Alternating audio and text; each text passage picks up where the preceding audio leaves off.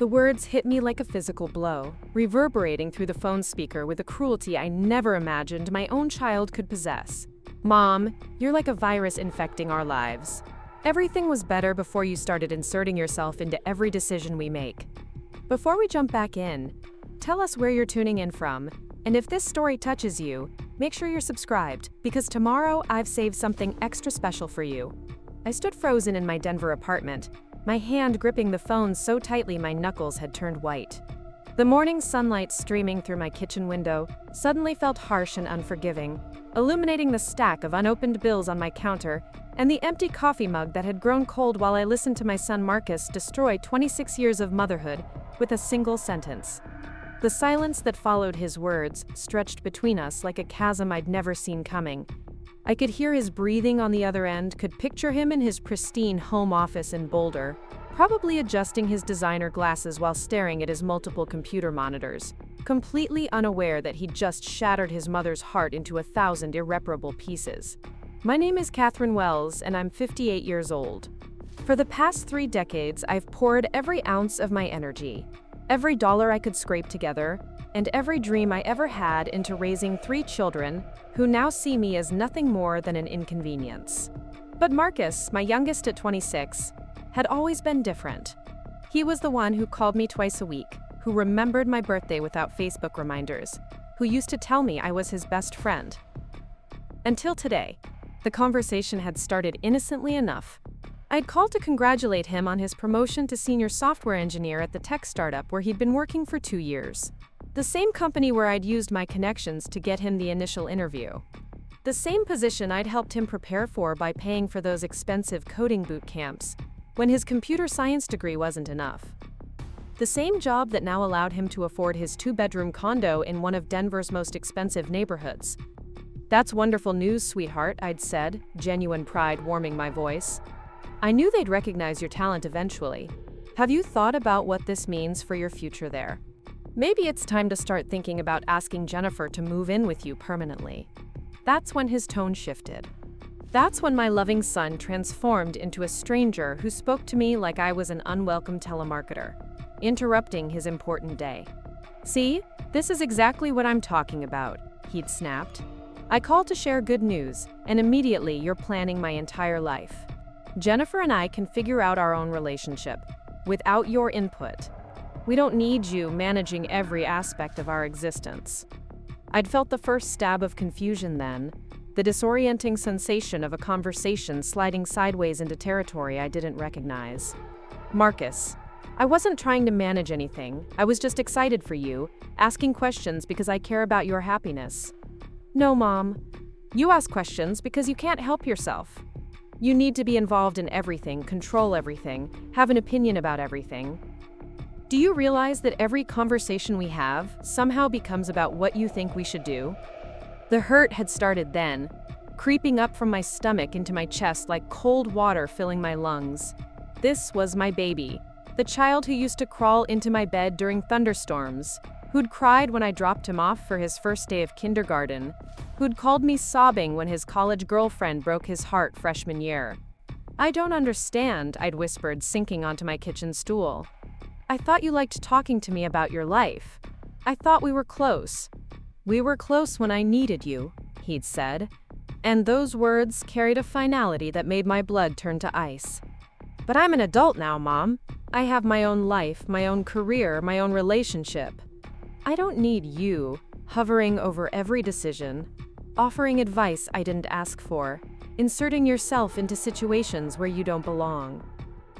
The kitchen around me had started to feel smaller, the walls pressing in as I struggled to understand how expressing interest in my son's life had become a crime worthy of such venom. I'd looked around at the modest space that had been my home for the past 5 years since the divorce, at the refrigerator covered with photos of my children at various stages of their lives, at the ceramic mug Marcus had made me for Mother's Day when he was 12 that said "World's Best Mom" in his crooked child's handwriting. "Marcus, I love you. Everything I do comes from a place of love. If I've been too involved, I can step back, but please don't speak to me like I'm some stranger who doesn't care about you." That's when he delivered the killing blow.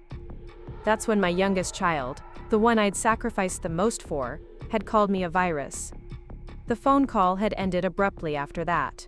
No goodbye, no apology, just the sharp click of disconnection that left me sitting in my kitchen with tears streaming down my face, and my entire understanding of my relationship with my children crumbling around me.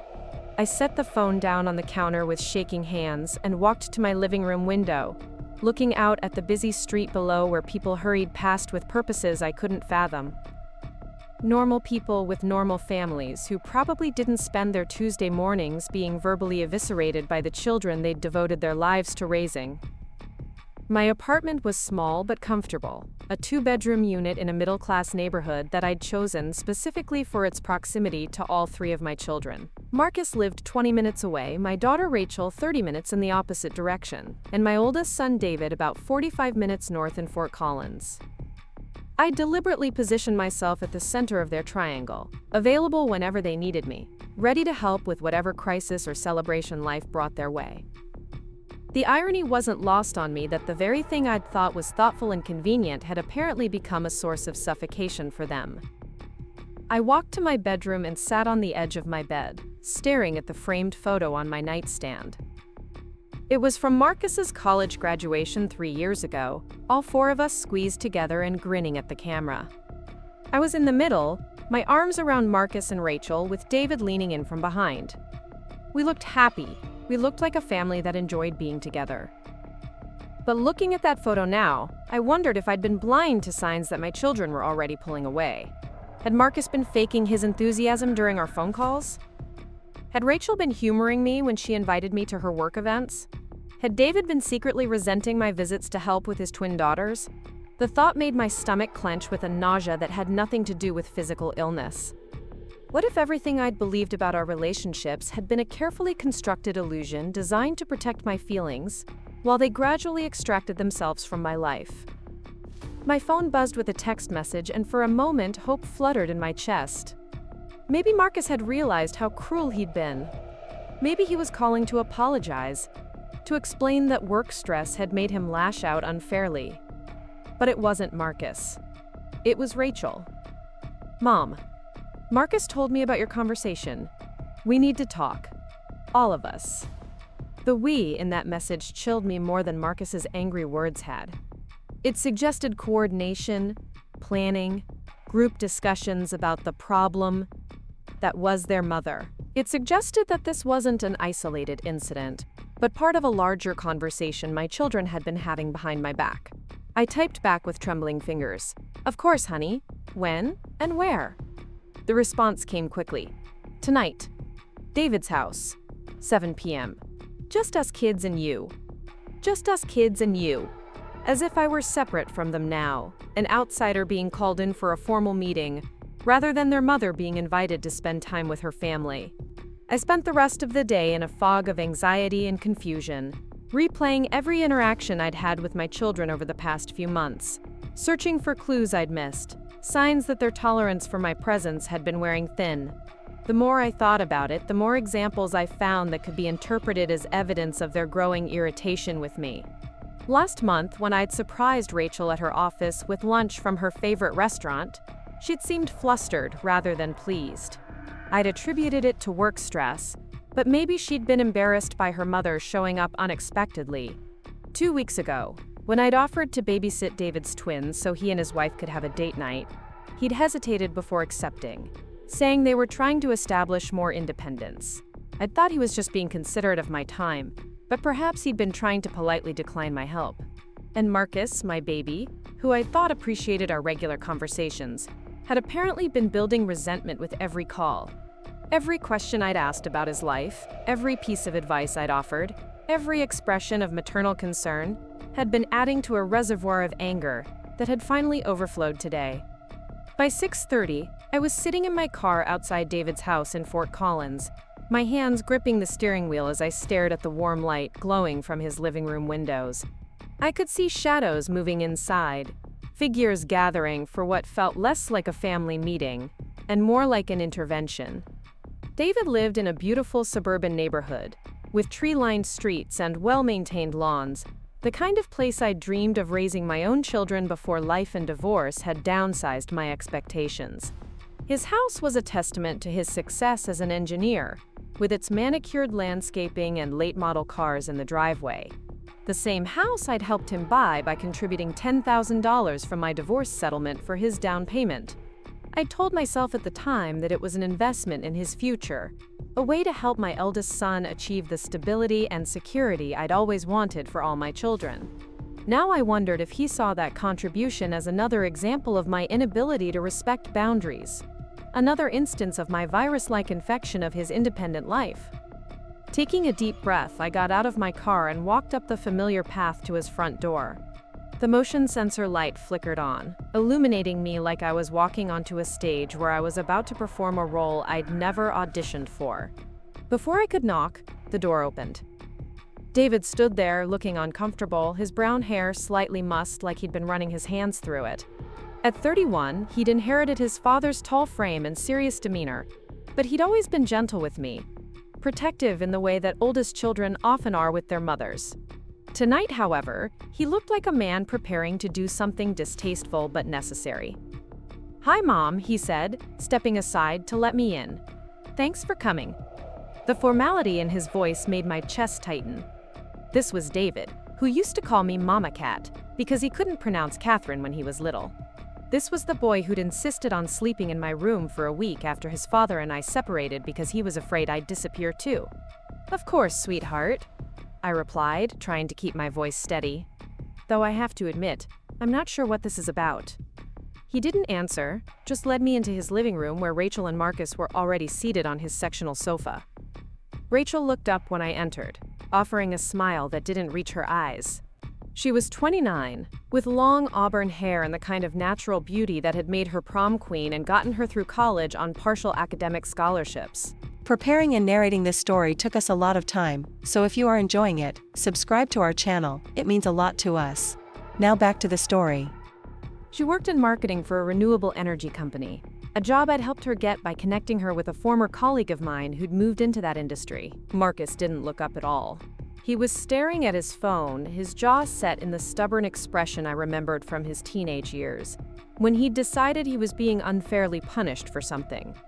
Except now he was 26 years old, and the person he was punishing was his mother. "Please sit down, Mom," Rachel said, gesturing to the chair across from the sofa. The arrangement felt deliberate, placing me on one side of the room, while the three of them formed a united front on the other. I sat down carefully, smoothing my skirt and trying to project a calm I didn't feel. "This feels very serious," I said, attempting a light tone. "Should I be worried?" "That depends," David said, settling onto the arm of the sofa next to Rachel.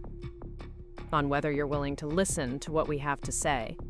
The implication that I might not listen, that I might be the kind of person who dismissed her children's concerns, stung more than I wanted to admit. I'd always prided myself on being the kind of mother who encouraged open communication, who wanted to hear about their problems and fears and dreams. But apparently that openness had been interpreted as something else entirely. "I'm always willing to listen to you three," I said. "You're the most important people in my life." Marcus finally looked up from his phone, his green eyes cold in a way that reminded me uncomfortably of his father during the worst days of our marriage. "That's part of the problem, Mom. We can't be the most important people in your life anymore. We're adults with our own lives, and you need to find your own life too." The words hit me like a slap. "I have my own life," I protested. "I have my job, my friends, my hobbies." "What hobbies?" Rachel asked gently. "What friends?" "Mom, when was the last time you did something that didn't somehow involve us or revolve around us?" I opened my mouth to answer and found myself speechless. My part-time job at the local library was flexible specifically so I could be available when my children needed me. My social circle consisted mainly of other mothers I'd met through my kids' activities over the years, women I rarely saw now that our children were grown. My hobbies, I realized with growing horror, had gradually been abandoned in favor of being available for whatever my children might need. "I enjoy spending time with you," I said weakly. "I thought you enjoyed spending time with me too." We do, David said quickly. But Mom, there's a difference between enjoying time together and feeling like you don't have a life outside of us. It's a lot of pressure, knowing that we're your primary source of happiness and fulfillment. When Rachel mentioned she was thinking about taking that job in Seattle last year, your first response was to point out how far away it was, Marcus added, his voice gaining strength as he built his case against me. You didn't ask about the opportunity or whether it would be good for her career. You immediately made it about how it would affect you.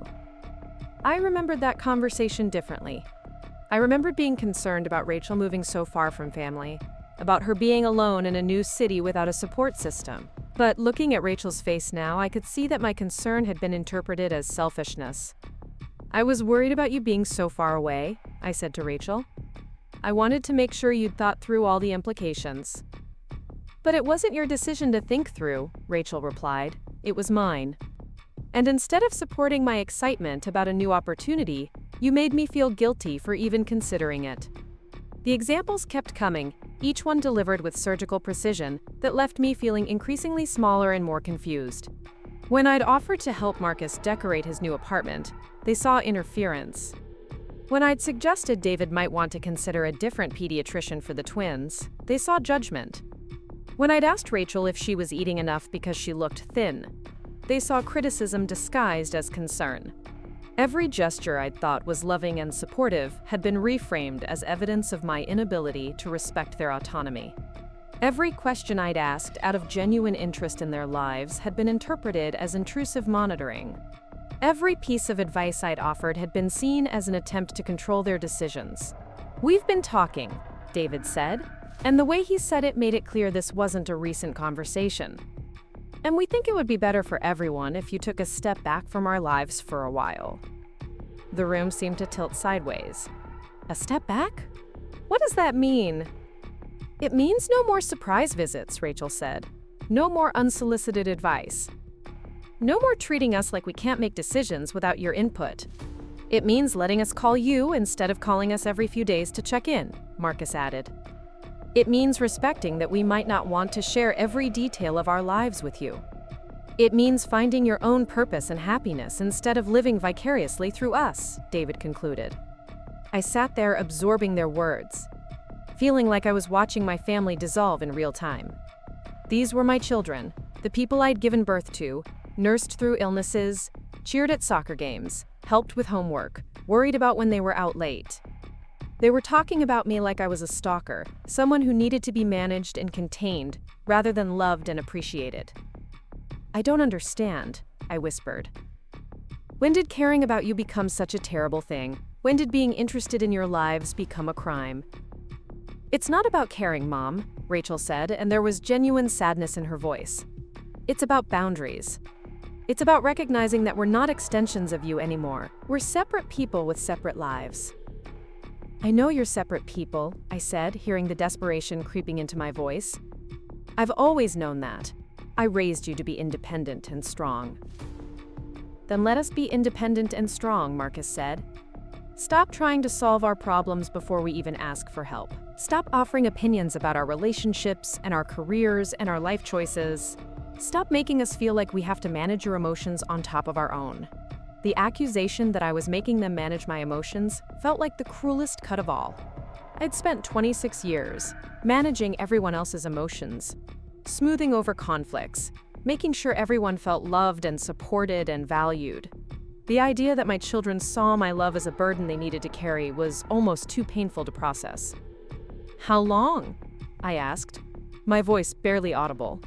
How long have you felt this way about me? The three of them exchanged glances, the kind of silent communication that siblings develop over years of shared experiences. But instead of making me feel included in their bond, it made me feel more isolated than ever. A while, David admitted. It's been building up for a few years. We kept thinking maybe you'd naturally start pulling back as we got older, but it seemed like you were getting more involved, not less. After Dad remarried and started his new family, it felt like you doubled down on us, Rachel added. Like you needed us to fill some void he'd left behind. The mention of my ex-husband Robert and his new wife stung, partly because there was truth in it. When Robert had moved on so easily, when he'd started over with someone 15 years younger and had 2 new children with her. I had turned more of my attention to the children we'd raised together. They were my proof that I'd accomplished something meaningful, that my life had mattered in ways that went beyond my failed marriage. But hearing them describe it that way, as if I'd been using them to heal my own wounds rather than simply loving them as their mother, made me question everything I thought I knew about my own motivations. "I never meant to make you feel burdened," I said. "Everything I've done has been because I love you and want the best for you." "We know that," David said. "But intent doesn't always match impact, Mom. And the impact of your love has started to feel suffocating rather than supportive." Suffocating. There was that word again, another synonym for the virus Marcus had called me that morning.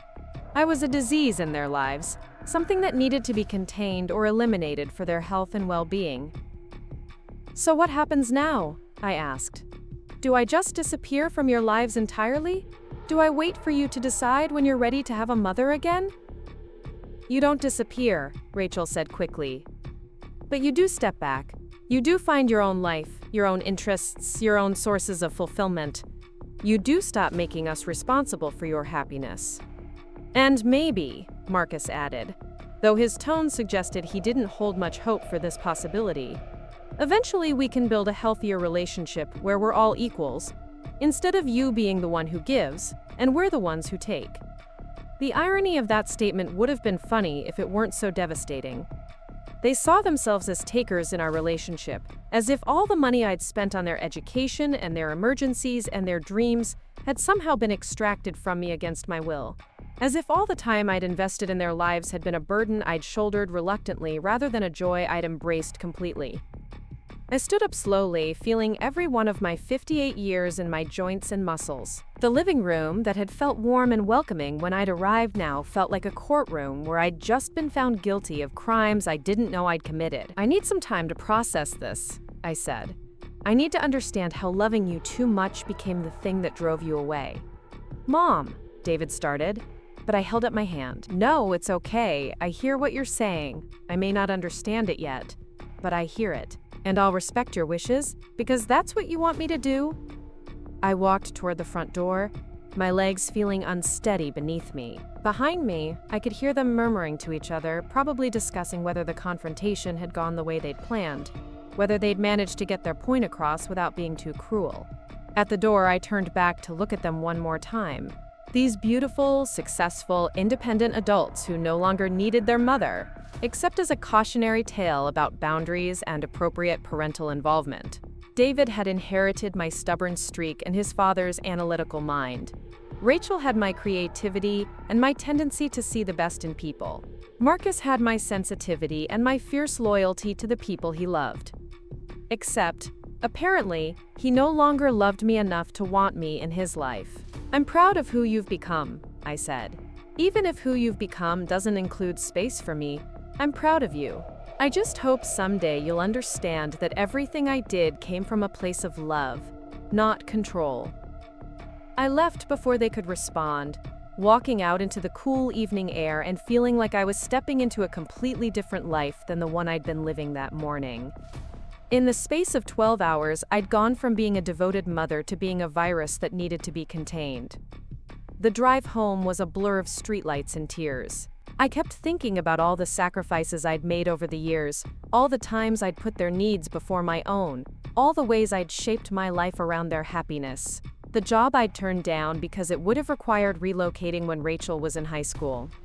The relationship I'd ended because my children hadn't liked my boyfriend. The dream of traveling that I'd postponed indefinitely because I wanted to be available for grandchildren and family emergencies. None of it had been appreciated. All of it had been seen as evidence of my inability to live my own life. Back in my apartment, I walked through the rooms that suddenly felt different, smaller somehow. The photos on my refrigerator looked less like cherished memories and more like shrines to children who wanted to forget I existed.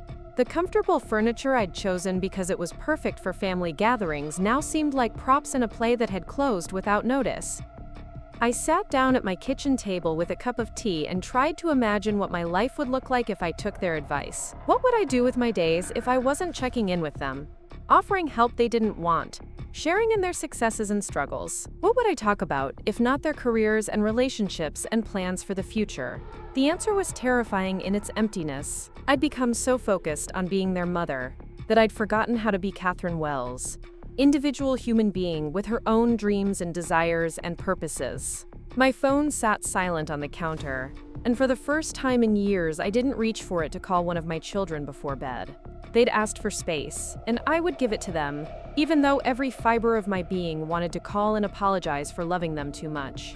Instead, I sat in my quiet apartment and began to understand that everything I'd thought I knew about motherhood, about love, about family, had been wrong. And somewhere in that understanding, something cold and hard began to form in my chest, something that felt suspiciously like anger. My children wanted independence. They wanted me to stop being a virus in their lives. They wanted space to grow and succeed without their mother's suffocating influence. I was about to give them exactly what they'd asked for, in ways they never could have imagined. That night, I couldn't sleep. I lay in my bed staring at the ceiling, my mind cycling through decades of memories that now felt tainted by my children's accusations. Every sacrifice I'd made, every choice I'd based on their needs, every moment I'd put their happiness before my own suddenly looked different under the harsh light of their rejection. I got up at 3 in the morning and walked to my home office, a small converted bedroom where I kept my financial records and important documents. Something was driving me to understand the full scope of what I'd given them over the years, to quantify the love they now saw as suffocating interference. I pulled out my filing cabinet and began spreading bank statements across my desk, going back through years of financial history. The numbers that emerged painted a picture I'd never bothered to calculate before. A stark accounting of maternal devotion that had apparently been mistaken for control. David's engineering degree at Colorado State had cost me $43,000 after scholarships. I'd worked double shifts at the hospital where I was employed as a medical technician, picking up every overtime opportunity available to cover his tuition and living expenses. When he'd wanted to study abroad in Germany for a semester, I'd taken out a personal loan for $8,000 because the experience would look good on his resume and broaden his horizons. After graduation, when he'd landed his first job but couldn't afford a reliable car for his commute, I'd co-signed a loan for $22,000. The down payment for his house had come from my divorce settlement, $10,000 that represented half of my share of the retirement account Robert and I had built together over 16 years of marriage. Rachel's path through college had been even more expensive. She'd changed her major 3 times, extending her degree program by 2 years, and increasing the total cost to $67,000. I'd supported each change, telling her that finding her passion was more important than financial efficiency. When she'd decided to pursue an unpaid internship in San Francisco the summer after her junior year, I'd sent her $1,500 a month for living expenses, so she could gain valuable experience instead of working a paying job. Her post-graduation struggles had cost me even more. The marketing industry was competitive, and Rachel had gone through a series of temporary positions and contract work before landing her current job. During those uncertain months, I'd supplemented her income regularly, sending money for rent, groceries, car repairs, and interview clothes. The total over that 18-month period had exceeded $28,000. Marcus, my baby, had been the most expensive of all. His computer science degree had cost $51,000, but that was just the beginning. He'd struggled with depression during his sophomore year, requiring therapy and medication that wasn't fully covered by insurance. I'd paid those bills without question, understanding that his mental health was more important than my savings account. When traditional classes weren't enough to land him the job he wanted, I'd paid for 3 different coding boot camps and certification programs, each costing between $4,000 and $8,000. I'd bought him a high-end laptop and monitor setup for $2,500 because he needed professional-grade equipment to compete in the tech industry. The security deposit and first month's rent for his current apartment had come from my credit card when his student loans left him short on available cash. I'd been making monthly payments on that balance for over a year, treating it as an investment in his independence. As I tallied the numbers, the total took my breath away. Over the past 8 years since David's graduation, I'd spent or committed nearly $300,000 on my 3 children. That didn't include the countless smaller expenses, the emergency car repairs, the plane tickets home for holidays, the birthday and Christmas gifts that had grown more expensive as their tastes became more sophisticated. $300,000. The entire amount I'd received from my divorce settlement, plus most of my savings, plus ongoing monthly contributions that stretched my budget to its limits.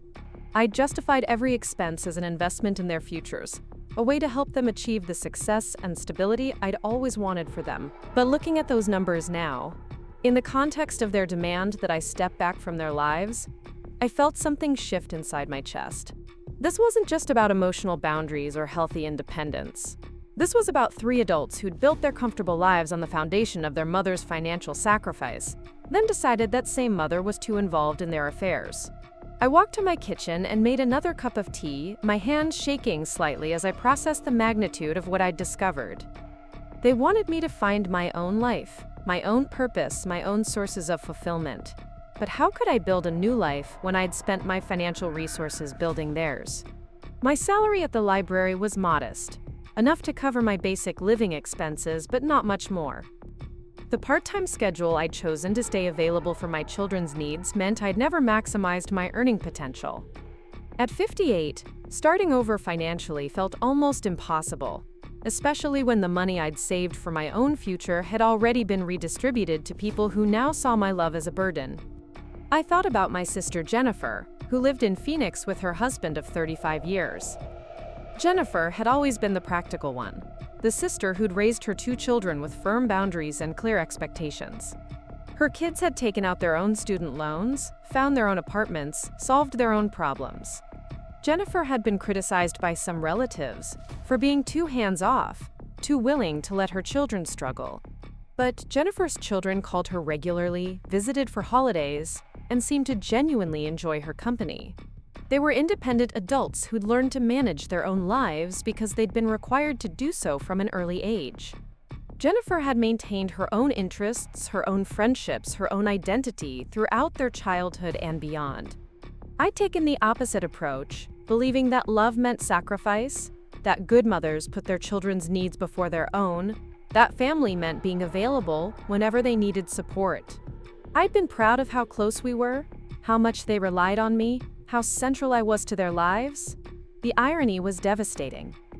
In trying to be the perfect mother, I'd apparently created children who saw my devotion as dysfunction. I spent the rest of the night going through old photo albums, looking for signs I'd missed, moments when my children had tried to establish independence only to have me step in with help they hadn't asked for. The evidence was everywhere once I knew how to look for it. David's first apartment had been a tiny studio in a questionable neighborhood, the best he could afford on his entry-level salary. I'd worried about his safety and offered to help him find something better, contributing to the rent so he could live in a safer area with more space. He'd accepted, but looking back, I could see the hesitation in his face in the photos from his housewarming party. He'd wanted to prove he could make it on his own, and I'd undermined that independence by swooping in with financial assistance. Rachel's decision to move back to Denver after her San Francisco internship had seemed natural at the time. She'd said she missed being close to family, but now I wondered if she'd felt obligated to return because I'd made it clear how much I missed her. I'd helped her find her first apartment here, used my connections to get her job interviews, and celebrated every milestone in her career, as if her success reflected my worth as a mother. Marcus's struggle with depression during college could have been a chance for him to develop coping skills and independence. Instead, I'd managed his care like a helicopter parent, calling his therapist, monitoring his medication, checking in with him multiple times a day to make sure he was okay. I'd meant to be supportive, but I'd essentially treated him like a child, incapable of managing his own mental health. The pattern was clear once I forced myself to see it. Every time one of my children had faced a challenge or reached a milestone, I'd inserted myself into the situation with money, advice, or emotional support. I'd convinced myself I was being helpful, but I'd actually been preventing them from developing the skills and confidence that came from solving their own problems. When the sun finally came up, I called in sick to work. I couldn't imagine sitting at the library circulation desk, helping other people find the books they needed, while my own life felt like it was written in a language I no longer understood. Instead, I drove to the coffee shop where I'd spent countless hours meeting my children for casual conversations about their lives. The barista, a young woman named Amy who'd gotten to know our routine over the past 2 years, greeted me with surprise. "Just you today, Mrs. Wells?" "No, Rachel?" The innocent question hit me like a physical blow. Even strangers had come to see me as half of a pair, incomplete without my daughter's presence. I ordered my usual latte and found a corner table, where I'd sat dozens of times with one or more of my children, listening to their problems, offering advice, celebrating their victories. But sitting there alone, I realized I couldn't remember the last time I'd come to this coffee shop by myself, just because I enjoyed the atmosphere or wanted to read a book. Every visit had been connected to my children in some way, another example of how completely I'd integrated their lives into mine. My phone buzzed with a text from David. "Hey Mom, how are you doing today? I know last night was hard." The message was kind, checking in on my emotional state the way I'd checked in on theirs for years, but there was something patronizing about it too, as if he was managing my feelings the way they'd accused me of managing their lives. I stared at the message for a long time before responding. "I'm fine. Thank you for asking." It was a lie, but it was the kind of lie that maintained the distance they'd requested. I wasn't going to burden them with my confusion and hurt. I wasn't going to make them responsible for my emotional recovery.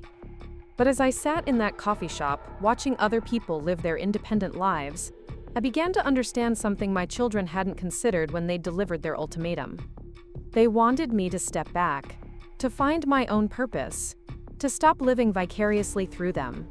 But they hadn't thought about what that might actually look like, or what it might mean for their own comfortable dependence on my financial support. They wanted a mother who respected boundaries, who didn't offer unsolicited advice, who treated them as autonomous adults. But they also wanted a mother who continued to provide financial assistance when they needed it, who was available as a safety net when their independent decisions didn't work out perfectly. The contradiction was stunning in its selfishness. They wanted to keep the benefits of having a devoted mother, while eliminating the aspects of that devotion that they found inconvenient. I thought about Marcus's promotion, the one he'd called to share with me before everything had gone wrong. He'd been proud and excited, eager to tell someone about his success. But when I'd responded with maternal interest and concern for his future, that enthusiasm had turned to anger. What if the next time he got promoted, I wasn't available to share his excitement? What if the next time he needed someone to celebrate with, he had to rely on friends or his girlfriend instead of the mother who'd always been his biggest cheerleader? What if Rachel's next career crisis happened without my network of connections to help her find opportunities? What if David's next financial emergency occurred when my bank account was no longer available as a backup plan? They'd painted me as a helicopter parent who couldn't let them be adults, but they'd never had to test their independence because they'd always known I was there to catch them if they fell. They'd been able to take risks with their careers, their relationships, and their life choices, because my safety net made failure less frightening. But safety nets weren't just about emotional support. They were financial, practical, and logistical. Every dollar I'd spent on their education, their emergencies, and their dreams had been a safety net that allowed them to live more boldly than they could have on their own. I finished my coffee and drove home, my mind churning with calculations and possibilities. They wanted independence. They wanted me to stop being so involved in their lives. They wanted to prove they were autonomous adults who didn't need their mother's guidance. I was about to give them the opportunity to prove it. Back in my home office, I pulled out my laptop and began researching something I'd never thought I'd need to understand: how to cut off financial support to adult children. The internet was full of advice for parents struggling with similar situations. Articles about enabling versus helping, stories from mothers and fathers who'd had to practice tough love with children who'd become too dependent. But most of those stories were about children with addiction problems or serious behavioral issues. My children weren't drug addicts or criminals. They were successful professionals who'd simply grown up expecting their mother's financial support as a given. Like electricity or running water, that assumption was about to be tested. I started with the smaller recurring expenses, the monthly payments and ongoing commitments that my children probably didn't even think about anymore. Marcus's apartment security deposit was still on my credit card, a balance I'd been paying down slowly while he established himself in his career. The next payment was due in a week. I called the credit card company and arranged to transfer the remaining balance to a personal loan in Marcus's name. He had excellent credit now, thanks partly to me co-signing his first credit card and teaching him responsible usage. He could afford the monthly payments on his new salary, and it would be good practice for managing his own financial obligations. Rachel's car insurance was bundled with mine for a family discount, saving her about $60 a month. I called the insurance company and removed her from my policy. She'd need to find her own coverage, but as a responsible adult with a good driving record, that shouldn't be a problem. David's life insurance policy had me listed as both the beneficiary and the person responsible for premium payments. I had started the policy when he was fresh out of college, thinking it was a responsible way to protect his future family. But his future family shouldn't be my financial responsibility. I transferred ownership of the policy to him and arranged for the premiums to be deducted from his own bank account. These changes were small, probably totaling less than $400 a month across all 3 children. But they were symbolic, the first steps in a process that would fundamentally alter our relationship. The larger financial commitments would require more planning. I was still contributing to a $529 education savings plan for David's twin daughters, money I'd intended to help with their college expenses in 15 years. But if David wanted me to step back from family involvement, that included stepping back from financial planning for his children's future. I was co-signed on loans for both Marcus's car and Rachel's apartment lease. Those commitments couldn't be changed immediately, but I made notes to address them when the terms expired. From now on, my children would need to qualify for their own credit based on their own financial histories. The most significant change would be emotional, rather than financial. For years, I'd been their first call when anything went wrong, their primary source of advice and support during difficult decisions. I'd been available day and night, dropping everything to help with emergencies or crises. That availability had apparently been interpreted as intrusion, my eagerness to help seen as an inability to respect their independence. So I would respect their independence by letting them handle their own problems, solve their own crises, and make their own decisions without the safety net of maternal intervention.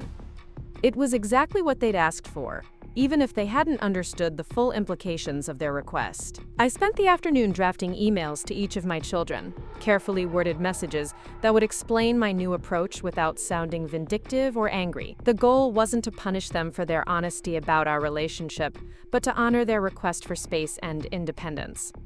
David's email was the hardest to write. As my oldest, he'd been my first experiment in parenthood, the child who'd taught me how to love someone more than myself. But he'd also been the one to suggest that I was living vicariously through them, that I needed to find my own sources of fulfillment. Dear David, I began.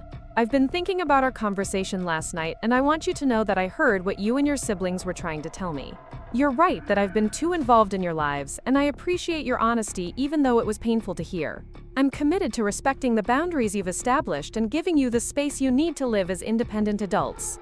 As part of that process, I'll be making some changes to our financial arrangements to ensure that you have the opportunity to demonstrate the self-sufficiency you've asked for. I know this transition might be challenging, but I have confidence in your ability to handle your own affairs without your mother's interference.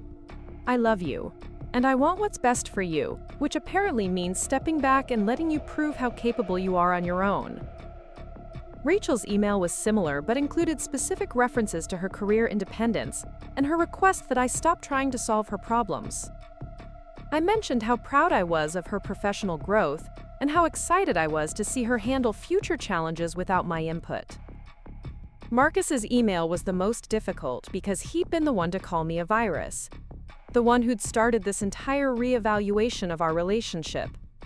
But I forced myself to write with love rather than anger, focusing on my desire to respect his autonomy rather than my hurt at his rejection. I didn't send the emails immediately. Instead, I saved them as drafts and spent the evening walking through my neighborhood, trying to imagine what my life would look like without the constant involvement in my children's affairs that had defined my existence for so many years. The truth was terrifying. Without their needs to focus on, their problems to solve, their successes to celebrate, I wasn't sure who Catherine Wells actually was. I'd been a mother for so long that I'd forgotten how to be anything else. But as I walked past houses full of families, past playgrounds where new mothers pushed their children on swings, past coffee shops where friends met to discuss their own dreams and challenges. I began to feel something I hadn't experienced in years: curiosity about what my own life might become. My children wanted me to find my own purpose, my own fulfillment, my own identity separate from their needs. They'd challenged me to become a whole person rather than just their mother. It was a challenge I was finally ready to accept, even if the process of accepting it meant letting them experience the consequences of true independence for the first time in their adult lives. The next morning, I read through my drafted emails one more time, made a few minor adjustments, and hit send on all 3. Then I sat back in my office chair and waited to see how my newly independent children would respond to their mother's first step toward honoring their request for space. The phone started ringing within 2 hours. Rachel called first, her voice tight with confusion and barely controlled panic. "Mom, what is this email supposed to mean? What financial arrangements are you talking about?" I was sitting in my kitchen, drinking my second cup of coffee and watching the morning news, feeling oddly calm for someone who just detonated a bomb in her family relationships.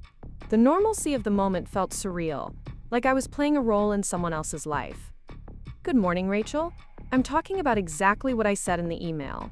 You asked me to respect your independence and stop interfering in your life. I'm honoring that request by removing myself from your financial affairs so you can demonstrate the self-sufficiency you've asked for." There was a long pause. I could hear her breathing, could picture her standing in her apartment, probably still in her pajamas, trying to process what this meant for her carefully constructed budget. "But Mom, I never said anything about money. We were talking about emotional boundaries, not financial support." The naivete in her statement was breathtaking. As if emotional involvement and financial support existed in separate universes. As if my willingness to bankroll their lifestyles had nothing to do with my investment in their happiness and success. "Rachel, sweetheart, everything is connected. You can't ask me to stop caring about your decisions while expecting me to continue funding the consequences of those decisions. If you want true independence, that includes financial independence. This is crazy, Mom. You can't just cut us off because we hurt your feelings. That's not how family works." The accusation that I was acting out of hurt feelings rather than responding to their explicit request for autonomy made my jaw clench. "This isn't about my feelings, Rachel. This is about respecting your clearly stated desire for independence. You said you wanted to make your own decisions without my input. Well, making decisions without parental input includes accepting the financial responsibility for those decisions. We didn't mean..." She started, then stopped. I could hear the wheels turning in her mind, the dawning realization that they'd asked for independence without considering what independence actually meant. "What didn't you mean, Rachel? Did you not mean that you wanted me to stop treating you like children? Did you not mean that you wanted me to respect your autonomy as adults? Did you not mean that you were capable of managing your own lives without your mother's interference?" Another long pause. When she spoke again, her voice was smaller, less certain. "I need to think about this. Can we talk later?" "Of course. Take all the time you need to think." That's what independent adults do when they're faced with decisions. She hung up without saying goodbye, which stung more than I wanted to admit. But I reminded myself that this was what they'd asked for. They wanted a mother who didn't insert herself into every aspect of their lives, who didn't make their problems her problems. David called 20 minutes later, his voice carefully controlled in the way he'd learned to manage difficult conversations during his engineering career. "Mom, I got your email. I think there might be some misunderstanding here. When we talked about boundaries, we weren't talking about you cutting off financial support. We were talking about emotional space. Were we? Because from my perspective, emotional space and financial entanglement are incompatible. How can I give you emotional space when I'm financially invested in every decision you make? That's not the same thing at all. The financial help you've given us doesn't come with strings attached. You've never held it over our heads or used it to control our decisions." The blindness in that statement was staggering. Of course, I'd never held money over their heads. Because I'd never needed to. They'd always been eager to please me, to include me in their decisions. to seek my advice and approval. The financial support had been given freely because emotional access had been given freely in return. But now that they wanted to cut off emotional access while maintaining financial access, the dynamic looked very different. David, let me ask you something. When you were deciding whether to take your current job, did you discuss it with me? Well, yes, but... And when you were looking at houses, did you ask for my opinion on different neighborhoods? Yes, but that was just... And when you and Sarah were having problems in your marriage last year, who did you call to talk through your feelings? Mom, that's different. That's just normal family conversation. Is it? Because yesterday you told me that those conversations were examples of me being too involved in your life, of not respecting your independence.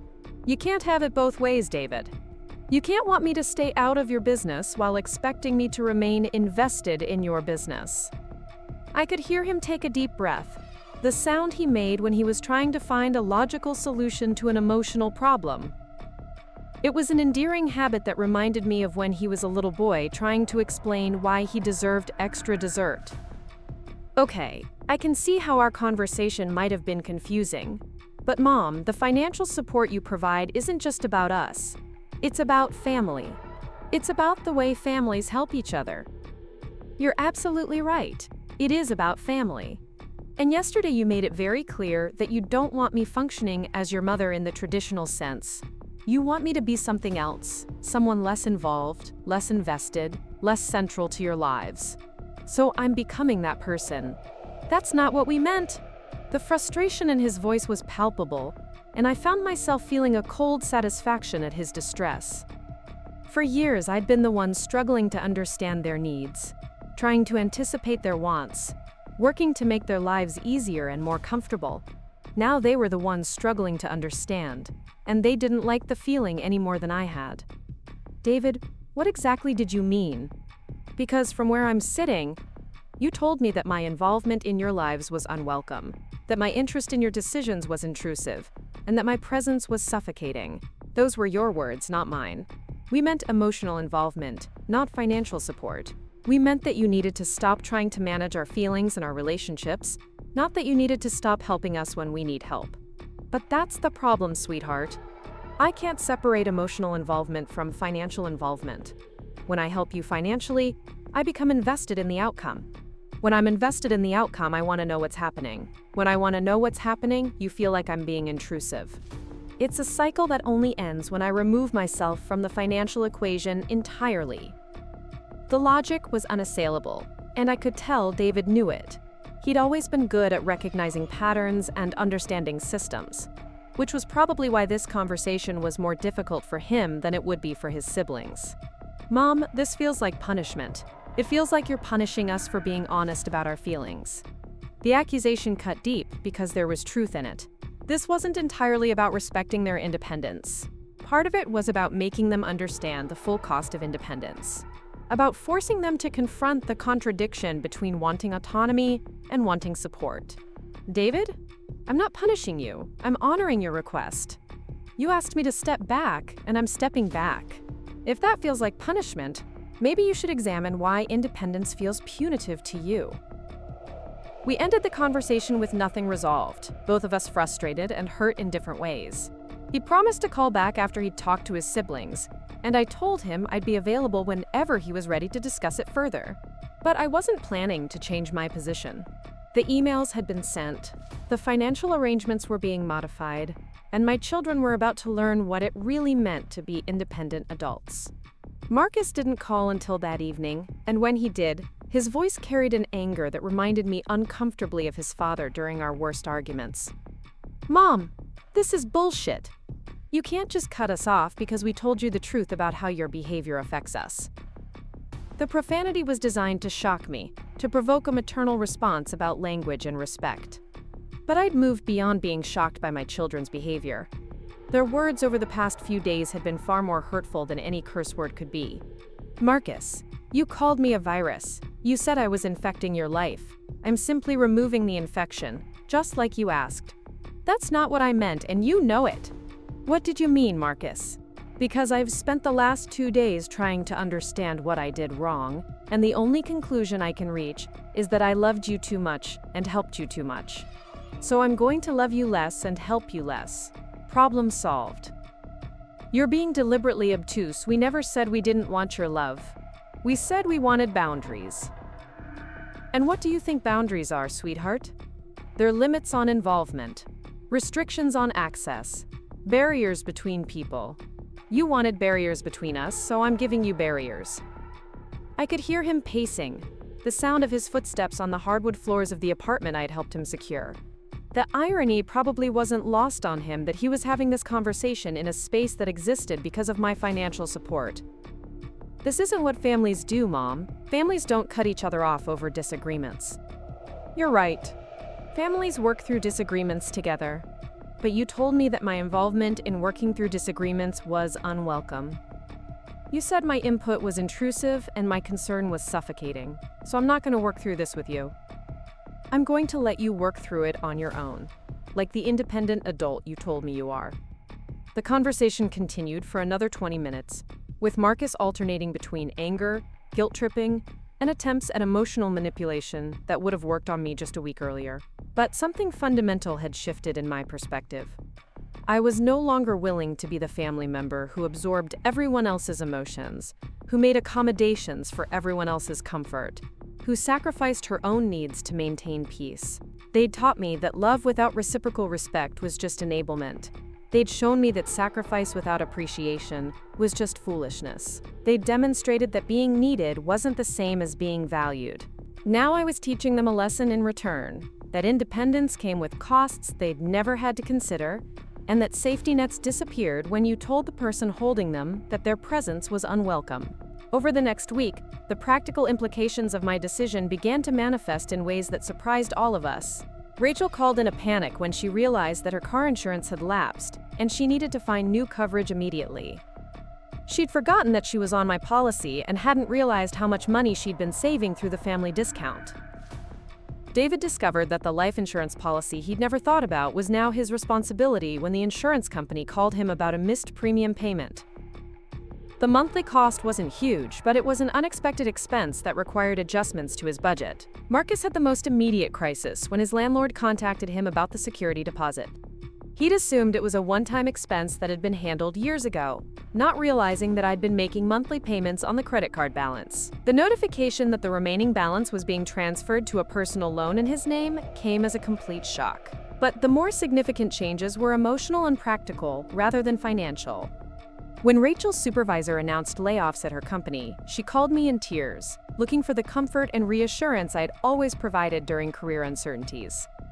Instead of immediately offering to help her update her resume, reach out to my professional contacts, or provide financial support during a potential period of unemployment, I listened sympathetically and then said, "That sounds really stressful, honey. I'm sure you'll figure out how to handle it." The silence that followed was deafening. Rachel had expected me to spring into action, to become her advocate and support system, to turn her crisis into my project. When I didn't, she seemed completely at a loss. "That's it? That's all you're gonna say?" "What else would you like me to say, Rachel? You're a capable adult with a good track record in your industry. You have the skills and experience to handle this situation. I have confidence in your ability to manage your own career decisions. But what should I do? Should I start looking for other jobs immediately? Should I talk to my supervisor about my position? Should I consider this an opportunity to make a career change?" Every question was an invitation for me to resume my old role as advisor and problem solver. But I'd learned that my advice was seen as interference, my concern was seen as control, and my involvement was seen as inability to respect their independence. "Those are excellent questions, Rachel. I'm sure you'll make good decisions about how to answer them." She hung up frustrated and confused, probably expecting me to call back with the guidance she'd always relied on, but I didn't call back. Instead, I went for a walk around my neighborhood and marveled at how strange it felt to not carry the weight of someone else's crisis on my shoulders. David faced his own test when one of his daughters came down with pneumonia and required hospitalization. In the past, I would have been at the hospital within an hour, bringing food for him and his wife, offering to take care of their other daughter, coordinating with family members to ensure they had all the support they needed.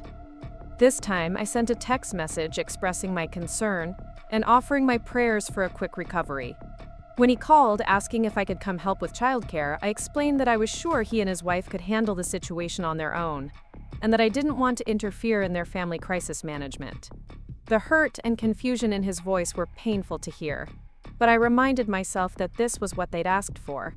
They wanted me to stop inserting myself into their lives, to stop making their problems my problems, to stop treating them like they couldn't handle difficulties without maternal intervention. Marcus's test came when his relationship with Jennifer hit a rough patch, and she threatened to break up with him. In the past, he would have called me for hours of emotional support, analyzing every conversation, seeking advice about how to repair the damage, using me as a sounding board for his relationship anxieties. When he called this time, I listened to his explanation of the problem and then said, "That sounds really difficult, Marcus. Relationship issues are never easy to navigate. So what should I do? I'm sure you'll figure out what's best for your situation. But Mom, I need advice. I need to know what you think I should do." "Marcus, you told me that my advice was unwelcome, that my involvement in your decisions was intrusive. I'm respecting your autonomy by letting you make this decision on your own. This is different. This is important. All of your decisions are important, sweetheart. That's why you wanted the independence to make them without your mother's interference." The conversation ended with him angry and me feeling simultaneously empowered and heartbroken. It was liberating to not carry the burden of solving everyone else's problems, but it was devastating to realize how much my children had depended on my emotional labor without ever acknowledging or appreciating it. Within 2 weeks of my emails, the pattern was clear. My children wanted me available for support during crises but absent during normal decision-making. They wanted my financial resources accessible, but my emotional involvement limited. They wanted the benefits of having a devoted mother without the responsibilities of maintaining a relationship with that mother. The contradiction was becoming harder for them to ignore. As each crisis arose without my intervention, each decision had to be made without my input, and each challenge had to be faced without my financial safety net. Rachel's company did announce layoffs, and she was among the employees whose positions were eliminated. Without my professional network to help her find immediate opportunities, without my financial support to cushion the period of unemployment, and without my emotional labor to manage her anxiety and uncertainty, she was forced to navigate the job search process entirely on her own for the first time in her adult life. The experience was educational for both of us. Rachel discovered that she was more capable than she'd realized, that she could network effectively, negotiate salary offers, and make career decisions without external guidance. But she also discovered that independence was lonely, that self-reliance was exhausting, and that the safety net she'd taken for granted had been a significant factor in her willingness to take professional risks. David's daughter recovered from her pneumonia, but the experience of managing a family medical crisis without extended family support was eye-opening for him and his wife. They realized how much they'd relied on my availability during emergencies, how much my willingness to drop everything and help had allowed them to maintain their own professional commitments without sacrifice. When his wife's mother offered to help during their daughter's illness, David found himself comparing her to me and recognizing the difference between a grandmother who helped when asked and a grandmother who anticipated needs and provided support proactively. The comparison wasn't flattering to his wife's mother, but it made him understand what he'd taken for granted in his relationship with me. Marcus and Jennifer did break up, and he was forced to process the emotional aftermath without my constant availability as a therapist and confidant. The experience was harder than any breakup he'd experienced before, partly because the relationship had been more serious, but largely because he had to develop his own coping mechanisms instead of relying on my emotional support. He tried calling a few times during his lowest moments, but I maintained my new boundaries, offering sympathy without solutions, expressing confidence in his ability to heal without providing a roadmap for recovery. The conversations were shorter and less satisfying for both of us, but they forced him to develop emotional independence for the first time in his adult life. As the month progressed, I began to understand what my life looked like without the constant involvement in my children's affairs that had defined my existence for so many years. The silence was initially overwhelming. the absence of their needs and crises leaving me with vast amounts of time I didn't know how to fill. But gradually I began to rediscover interests and activities I'd abandoned in favor of being available for family responsibilities. I started reading fiction again, something I'd given up when my children's needs began consuming all my mental energy. I joined a hiking group for women over 50, something I'd considered but never pursued because weekends had been reserved for family time. Most surprisingly, I enrolled in a financial planning course at the local community college, something I'd been interested in for years but never had time to pursue. The irony wasn't lost on me that I was learning to manage money more effectively just as I'd stopped sharing my money with people who'd taken that sharing for granted. The course was revelatory in ways I hadn't expected. For the first time, I began to understand my own financial picture clearly. To see how much of my retirement security I'd sacrificed for my children's immediate comfort, and to recognize the long-term implications of the choices I'd made over the past decade. The instructor, a woman named Patricia who was about my age, became a friend and confidant in ways that surprised me. During our coffee conversations after class, I found myself talking about my life, my interests, my dreams, in ways that had nothing to do with my children. It was the first time in years that I'd been seen as Catherine Wells, individual person, rather than Catherine Wells, mother of David, Rachel, and Marcus. Patricia had raised 2 children of her own, but she'd maintained clear boundaries around financial support and emotional involvement from the beginning. Her children were independent, self-sufficient adults who maintained good relationships with their parents without expecting constant support or intervention. The hardest thing about raising children, Patricia told me one afternoon, is knowing when to stop raising them. Most parents struggle with letting go, but the parents who struggle the most are the ones who made their children's happiness their primary purpose in life. Her words resonated with uncomfortable accuracy. I had made my children's happiness my primary purpose, and in doing so, I'd lost sight of my own happiness, my own purpose, my own worth as a person separate from my role as their mother. But I was beginning to find that person again, to remember what it felt like to have goals and dreams that belonged to me alone. The woman who was emerging from this process was different from the mother I'd been for so many years. She was harder in some ways, less willing to sacrifice her own needs for others' comfort. But she was also more interesting, more independent, and more worthy of respect. My children were learning similar lessons about themselves, though their education was less voluntary than mine. They were discovering what independence actually meant, what self-reliance actually required, and what the absence of a safety net actually felt like. None of us were the same people we'd been a month earlier, and the relationships between us were evolving in ways that surprised everyone involved. The question was whether those evolving relationships would ultimately be healthier and more sustainable, or whether the changes I'd initiated would destroy the family bonds we'd built over decades of shared history. The answer would depend on whether my children could learn to value what they'd lost, and whether I could learn to be satisfied with less than the total devotion I'd once expected from the people I loved most in the world. 3 months after I sent those emails, I was sitting in a coffee shop in downtown Denver when I saw Marcus walk in with a woman I didn't recognize. For a moment, our eyes met across the crowded space, and I watched him freeze, his face cycling through surprise, uncertainty, and something that looked almost like shame. I'd been meeting Patricia here every Tuesday after our financial planning class, which had evolved into a full certificate program that would qualify me to work as a financial advisor. The woman sitting across from me had become more than a friend. She'd become a mirror that showed me who I could be when I wasn't defined entirely by other people's needs. Marcus approached our table hesitantly, the confident stride I remembered from our last conversation replaced by something more cautious. The woman with him hung back near the entrance, clearly sensing the tension in the moment. "Hi, Mom," he said, his voice carefully neutral. "I didn't expect to see you here." "Hello, Marcus. You look well." He did look well, actually. Leaner than I remembered, with a focus in his eyes that hadn't been there before. The months of managing his own crises without my immediate intervention had apparently agreed with him. "This is Patricia Morrison," I said, gesturing to my companion. "Patricia, this is my youngest son, Marcus."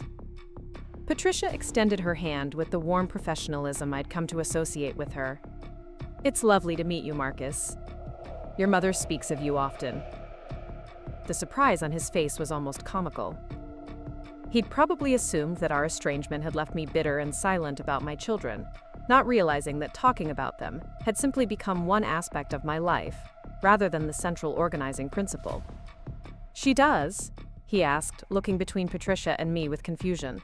"Of course she does. You're her son. But she also talks about her studies, her hiking group, her plans for the future. She's become quite the interesting conversationalist since she started focusing on her own life." I could see Marcus processing this information, trying to reconcile the image of me as a woman with my own interests and friendships with his memory of me as someone whose entire world revolved around her children. "Could we talk?" he asked me directly. "Privately, I mean.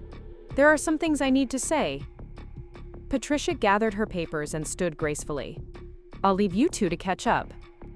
Catherine, I'll see you Thursday for the investment seminar." After she left, Marcus sat down across from me, his hands fidgeting with his coffee cup in a way that reminded me of when he was little and had something difficult to confess. "Mom, I owe you an apology. A big one.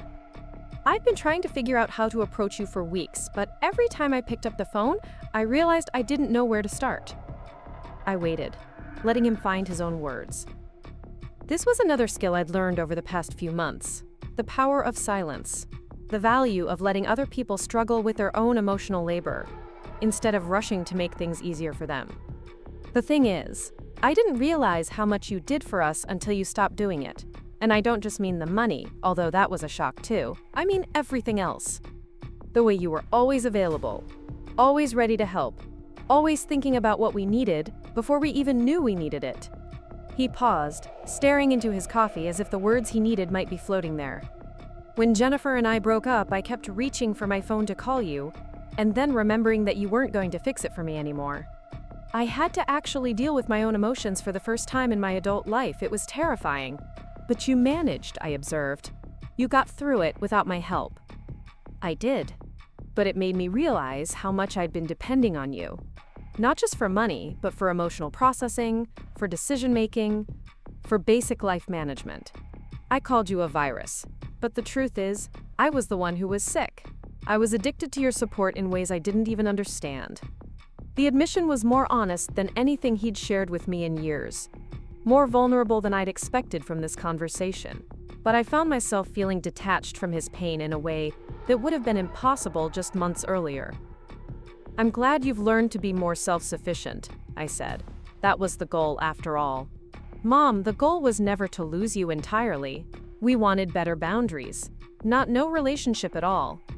"And what do better boundaries look like to you now, Marcus? Because I have to tell you, I'm not interested in going back to the way things were. I like my life now. I like having my own interests, and my own friends, and my own problems to solve." The shock on his face was genuine. He'd expected me to be waiting for him to return, ready to resume our old dynamic the moment he offered an apology. But the woman sitting across from him wasn't the same person who'd been devastated by his rejection 3 months earlier. "I'm not asking you to go back to the way things were. I'm asking if we can find a new way to be family. A healthier way." "What does that look like practically, Marcus? What are you actually offering?" He seemed unprepared for the directness of the question. "I don't know exactly. But I know I miss you. I miss talking to you, hearing about your life, sharing things with you. I miss having a mom. You have a mom, I'm right here. But I'm not the same mom I was before. And I'm not going to become that mom again. If you want a relationship with me, it's going to be with the person I am now, not the person I used to be." We talked for another hour, and I found myself explaining the changes I'd made in my life with a pride I hadn't expected to feel. I told him about my financial planning studies, about the hiking group that had become a source of genuine friendships, about the volunteer work I'd started doing at a literacy center. Marcus listened with what seemed like genuine interest, but I could see him struggling to adjust his mental image of me. In his mind, I'd existed primarily as his mother, and the idea that I might be a complete person with my own goals and relationships was apparently difficult to process. "The woman you were with," I said as our conversation wound down, "is she important to you?" "Her name is Sarah. We've been dating for about 6 weeks. It's still new, but yes, she's important to me." I hope she makes you happy. If you'd like me to meet her sometime, in a casual setting with no pressure, I'd be open to that." The relief on his face was touching, but it was tempered by uncertainty. "You would? Even after everything that's happened?" "Marcus, I love you. I've always loved you, even when you were treating me badly. But love doesn't mean I'm willing to be treated badly indefinitely. If you want me in your life, you need to treat me with respect. If you want my support, you need to appreciate it. If you want my advice, you need to ask for it instead of resenting it when I offer it." He nodded slowly, and I could see him trying to understand what those conditions actually meant in practice. We made tentative plans to have dinner the following week, just the two of us, with the understanding that we were rebuilding our relationship from the ground up, rather than simply resuming where we'd left off. Similar conversations happened with David and Rachel over the following weeks, each approaching me with their own version of recognition and regret. David had realized how much he'd relied on my emotional support during his marriage difficulties, and how much my financial help had allowed him to take professional risks without considering the consequences. Rachel had discovered that job searching without my network and financial backup was both more challenging and more rewarding than she'd expected. But what surprised me most was how little satisfaction I felt at their apologies. The woman I'd been 3 months earlier would have been overjoyed at their recognition of my value, would have been ready to forgive and forget immediately. The woman I'd become was more interested in moving forward than looking backward. Each of my children had to earn their way back into my life, not through grand gestures or emotional declarations, but through consistent demonstration that they valued me as a person rather than just as a resource. The process was slower and more careful than any of us had expected, but it was also more genuine. David was the first to fully understand the new dynamic. During one of our cautious dinner meetings, he asked me about my financial planning studies and seemed genuinely interested in my progress. When I mentioned that I was considering starting my own practice, he offered to introduce me to colleagues who might need financial advice, not as a favor to his mother, but as a business referral, based on respect for my developing expertise. Rachel took longer to adjust, struggling with the idea that I wasn't automatically available for every career crisis or relationship drama. But when she finally did call to ask for advice, rather than expecting me to solve her problems, the conversation was more satisfying for both of us than our old dynamic had ever been. Marcus remained the most tentative, probably because his original accusation had been the most harsh, and our estrangement had been the most complete. But when he brought Sarah to meet me at a casual restaurant, the interaction felt natural rather than forced. He treated me like an interesting person he wanted his girlfriend to know, rather than like an obligation he was fulfilling. The financial boundaries I'd established remained in place, much to their ongoing surprise. When Rachel faced unexpected medical bills after a minor accident, she asked if I could help rather than assuming I would help.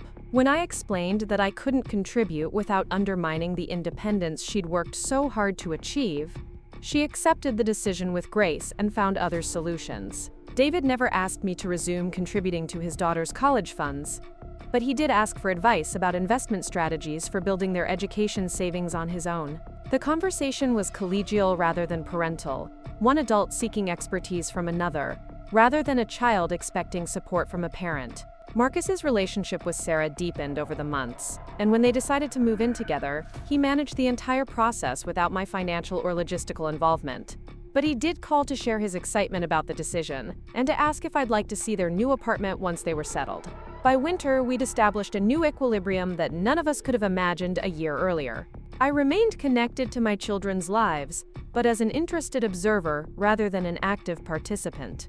They valued my opinions when they asked for them, appreciated my support when I chose to offer it, and respected my independence as much as I respected theirs. The relationships were less intense than they'd been before, but they were also more sustainable. I no longer felt drained by constant worry about their problems or resentful of their lack of appreciation for my sacrifices. They no longer felt suffocated by my involvement or guilty about their dependence on my support. Most importantly, I'd discovered that I was a more interesting person when I wasn't defined entirely by my role as their mother. The financial planning certification led to a part-time job at a respected firm, where my life experience and analytical skills made me particularly effective with clients going through major life transitions. The hiking group introduced me to adventures I'd never considered, including a planned trip to the Rocky Mountain National Park that would have been impossible when I was constantly available for family emergencies. The literacy center work connected me with people whose needs I could meet without the complicated emotional dynamics that had characterized my relationships with my children. On the anniversary of Marcus calling me a virus, I was sitting in my apartment reading a book about retirement planning when my phone rang. It was Rachel, calling to tell me about a promotion she'd received at her new job. "I wanted you to be the first to know," she said, her voice bright with genuine excitement. Well, after Mom, anyway. The slip made me smile. She'd called me Mom automatically, without thinking about it, in a moment of pure happiness. But more importantly, she'd called to share good news rather than to seek help with a crisis. "Congratulations, sweetheart. You've worked really hard for this opportunity. I'm proud of how you've handled your career transition." "Thank you. And Mom?